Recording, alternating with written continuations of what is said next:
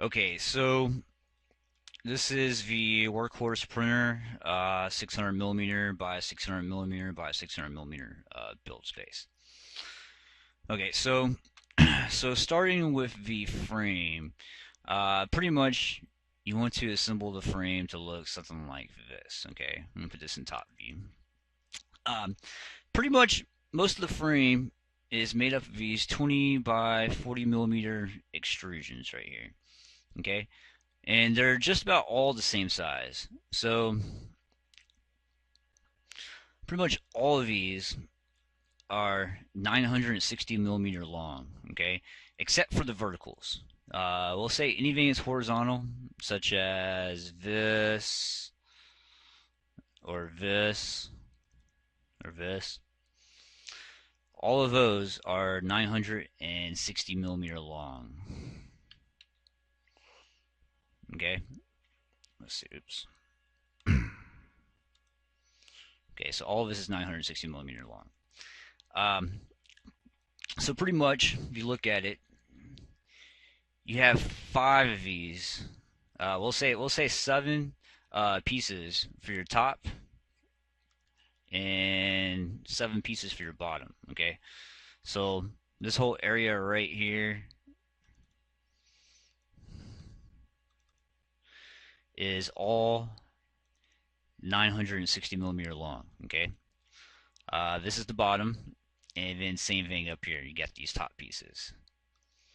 Each one of these is 960 millimeter long. Okay, so you got seven on the top and seven on the bottom. Okay, that gives you 14 pieces.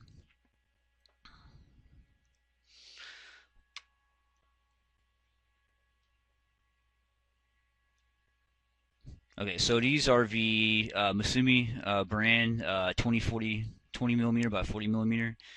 Part number is going to be HFS5-2040. And if you notice, like on the part number, these last three digits right here, that's actually the length. The real part number is this right here. That's the important part. The length is important too, but that will auto fill in on the website. So if you look at this, 960 millimeter long. Okay, so that's all of the horizontals.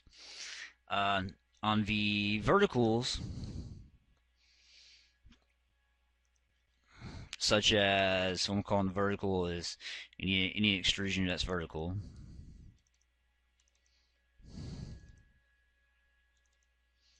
There's eight of these. Okay, so all eight of these are going to be, we're going to say 770 millimeter long. Okay, these verticals aren't actually that critical. Pretty much the longer the vertical, the more space you have to travel.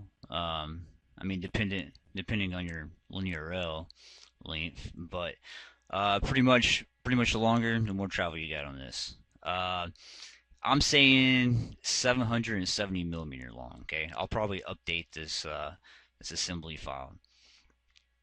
But anyways, so you have eight pieces that are okay. So you got eight pieces right here that are 770 millimeter long. Okay, then you got 14 pieces that are 960 millimeter long. Now that's just the frame. Okay, then you also have the gantry extrusions. Gantry extrusion is going to use the same Misumi profile. Um, so except these are 800 millimeter long. All right, so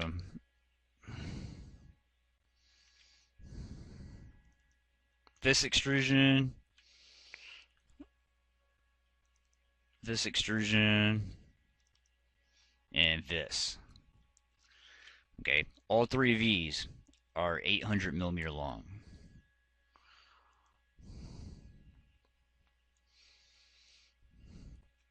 And what we might do, I'll have to look at the geometry of the linear rail, lengthwise, and how it affects clearance and reach and all that. But what we'll probably do is later on make these verticals we'll probably make those also 800 millimeter long. The reason why is because it'd be a nice solid number. Plus, it'd be easier for ordering parts because you gotta get these three right here that are 800 millimeter long, and these verticals. I mean, really, they're not that critical. I mean, as long as you're as long as you're a linear rail right here, as long as you could travel the distance you need and they fit on there, I mean that's the critical part for the z-axis is just making sure you can actually travel up.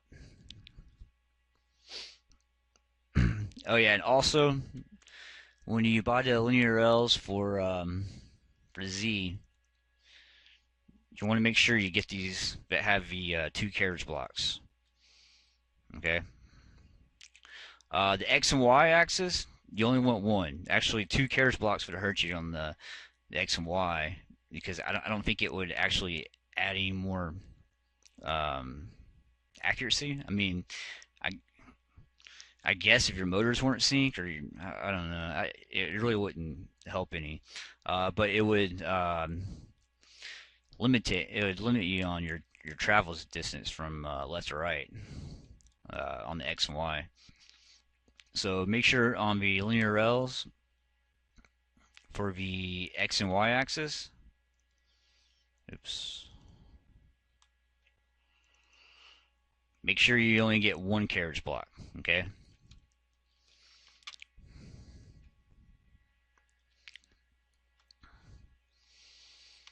Okay, so I get the extrusions from Misumi.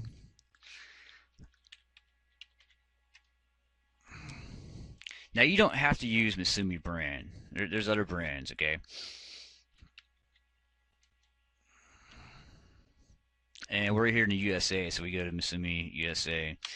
But pretty much, there's a few Misumi websites depending on what area, your demographics or whatever area you're in. But so the one we use is Misumi USA. Just Google Misumi in your country and you should be fine.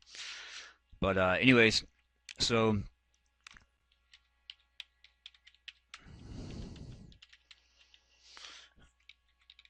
the way it works is you go to just search Misumi extrusion, and it's going to bring you to search results look like this. Okay. Now they have different styles, so we're going to use the 20 by 40 millimeter with the 5 series style. Okay. Now, to be honest, you could use different styles. It doesn't really matter. You just want to be consistent. Okay. Basically, if you get the brackets that hold the extrusions together, you just want to make sure everything fits together properly. Okay, you want to make sure the frame. We want to minimize any kind of inaccuracies. Okay, in basically your frame system. But anyways, so this is the aluminum extrusions 20 by 40. I use the 5 series. The only thing that's really different about this 5 series is you want to make sure, see the 6 millimeter right here? I don't know how well you can see that. Basically, just make sure that's 6 millimeter. And the main reason why is just so your brackets and gussets fit in there perfectly. You could probably actually use a different style. Oh yeah, another thing is on extrusions, like for these gantry extrusions, say here, here, and here. These, we're actually going to tap it in, okay? Let's open up one of these.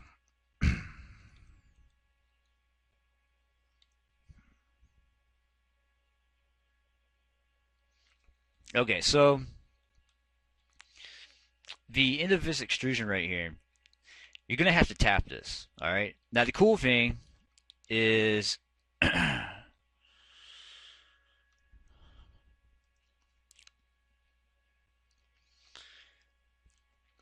this hole right here is already a 4.2 millimeter diameter hole. Okay, so what we usually do is we hand tap them 5 millimeter.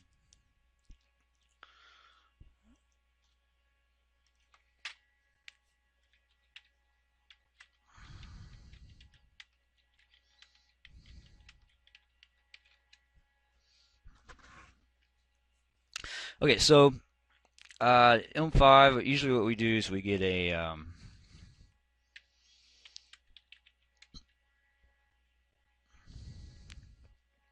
M5 tap. You're gonna need a handle also.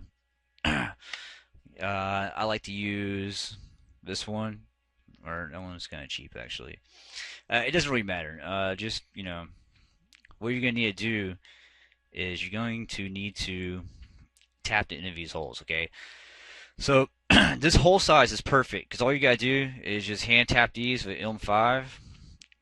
So the M5 cap screws will hold the C carriages to it. Okay.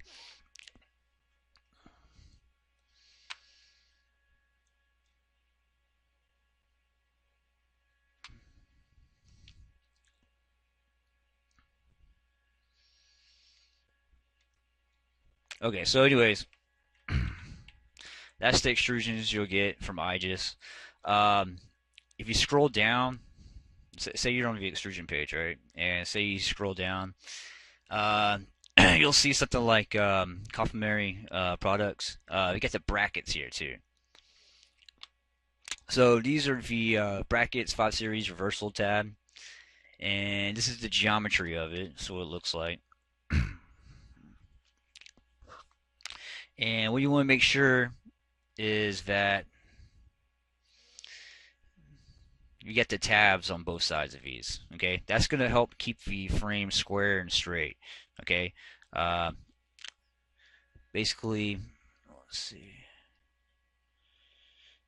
You don't really have a good view of it, but say right here, it's got a 1 millimeter offset.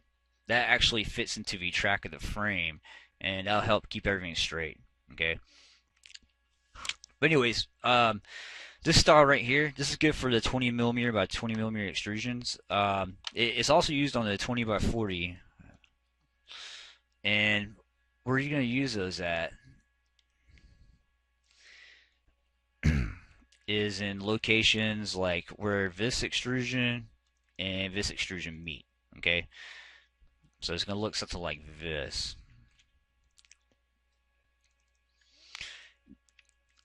Okay, now those brackets are 20 millimeter thick, right? So the distance from here, oops,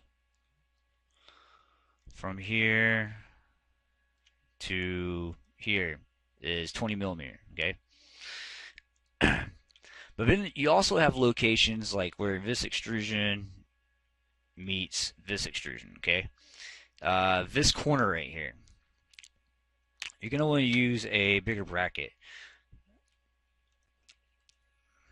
So these are the 20 millimeter by ones. Let's look at the 40 millimeter.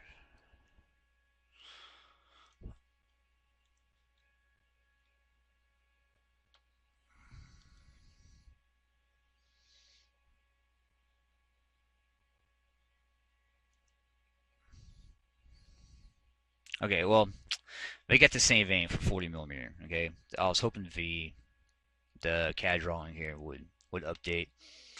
But anyways, so you want to use the one that has the 40 millimeter. Okay.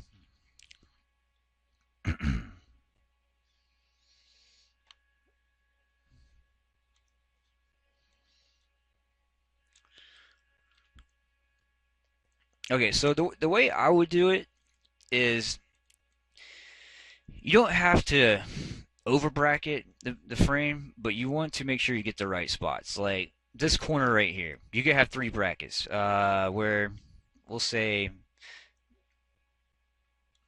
right here where these two meet, you'll have a 20 millimeter wide bracket. Same thing right here and here. But where these 20 by 40 millimeter ones meet, you want to have a 40 millimeter wide one. Okay. So if you look at this, you need to figure out how many brackets you're gonna need, right? So the way that I would do it you had on the 20 by 40, each one of these corners is going to have one. So you got two. Uh, Now you could put, depending on how rigid you want to get it, I think this is fine enough. Just putting a bracket, just one of these corners, say like right here. Basically, what I'm getting at is you could put two brackets on there. You could put, one on this side. Now, the only thing that's really holding on to that is the bed. I don't know how much you're gonna be moving the printer, but I would just put one bracket on one of these corners on this extrusion, just because there isn't gonna be that much weight on it. Now, depending on how much you're moving your printer, if you're gonna be, moving around, transporting a lot, go ahead and put two. But anyways, so you'll need on the 20 by 40 millimeter, we'll say the 40 millimeter brackets.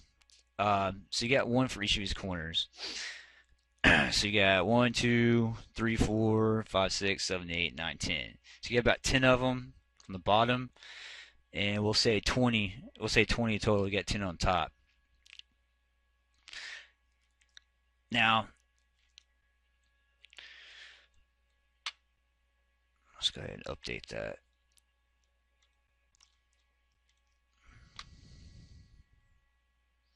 Yeah, so you got 20. So you have 20 brackets there. On the 20 millimeter wide ones, let's do this.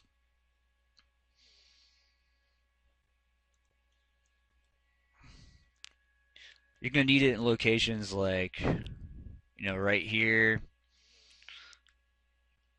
where this meets up. So pretty much each one of these verticals right here,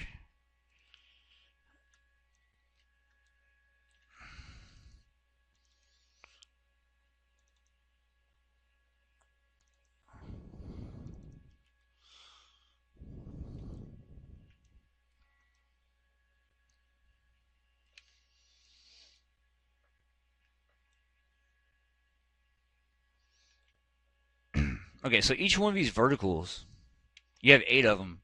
Each one of these verticals is going to need 4 of the 20 millimeter wide extrusion brackets. Yeah, so each one of these, because you're going to have a tab, say like on this one, you're going to have a tab in this corner, also here, so that's 2, and the same thing on top, so that's 4.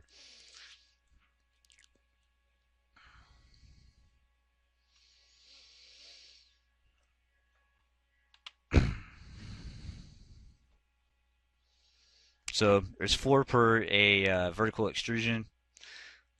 So there's 8 of them. So we'll say 32.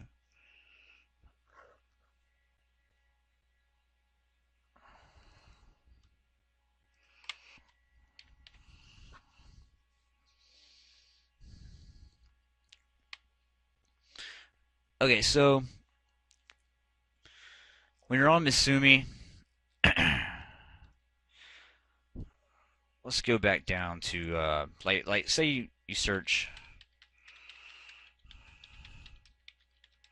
aluminum extrusions. So what pops up is you have these extrusions and these, right?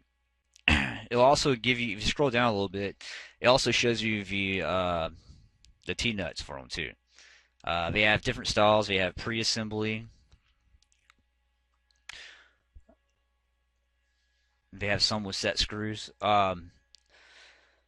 So the ones you want to use, these are fancy. These are post-assembly. Basically, these are pretty cool because say you forget to put a screw in, you don't have to take the frame apart to add more T-nuts in there.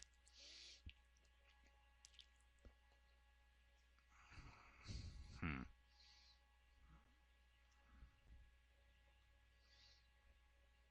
Okay, so where's that?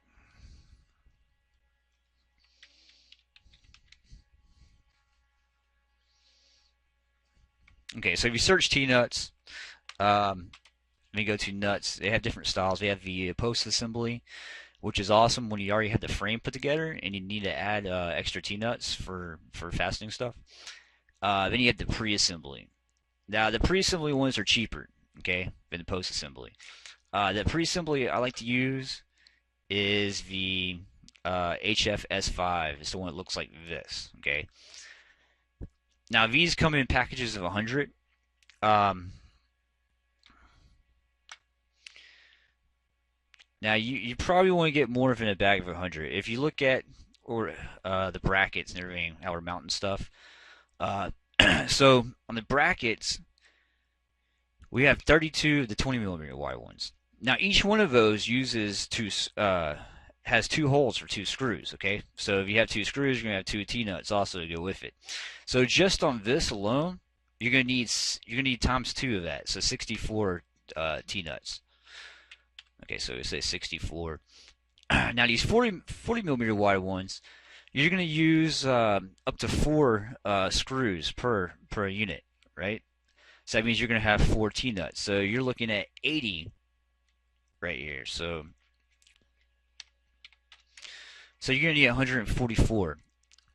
Now that's the M5 T-nuts. Okay, so when you go through here, the thread nominal, M5. We use M5 on everything for the frame. So this is the geometry. So we got M5. We'll go ahead and just type in 5 here. Zoom out some. So I would go ahead and order 2 of those. Okay, that's a pack of 100. You're gonna need a lot of those. You're gonna need them for other stuff too.